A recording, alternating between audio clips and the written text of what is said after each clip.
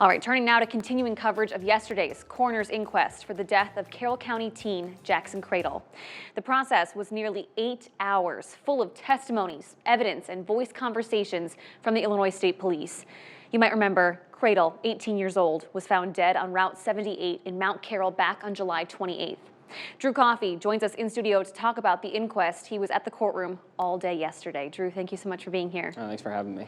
Okay, when we say coroner's inquest, that is not a jury trial, but we are talking about a jury, so what goes on here? So essentially, I mean, like you said, it really is like a trial. There's evidence, there's witnesses, there's a lot of hearings, there's a jury, as you said, and there's also a verdict. But unlike a regular trial where, you know, someone's getting charged with a crime and that's the verdict, this verdict is determining the circumstances that a person died. This instance, it's Jackson Kradle. And, you know, through evidence and testimonies, they figure out if the death is accidental, a homicide, or if it was a suicide.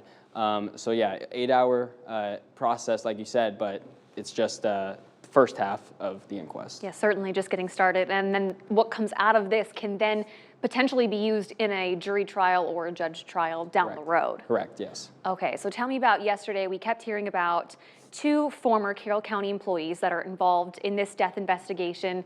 Did they testify? They did testify. There's 2 of them. First one is former Deputy Sheriffs Matt Herbstreith and Amy Hubble, a former Carroll County 911 dispatcher. Now, they're both former Carroll County city employees, and they're the 2 people that found Jackson Kradle on July 28th on the road. They made the non-emergency contact phone call reporting the body, and it's important to note that during the coroner's testimony yesterday, he said that human flesh, hair, and clothing were found on the bottom side of Herbstreith's pickup truck. They were there testifying, but they chose to not answer any information about the night and what came after they found the body. Yeah, certainly lots to sift through here. Drew, before I let you go, why was Jackson Kradle in the middle of the road the night that he died?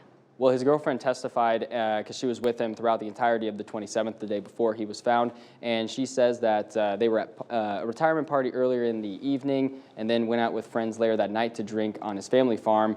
Upon returning home after drinking a good amount, he left the house angry. The girlfriend wasn't really sure why, but when he left, he was just wearing his swim trunks and he was on foot, and that she says that was the last time that she saw him alive. So yeah, a lot of heavy testimonies, a lot of information coming out, and like I said, it's just the beginning right now. All right.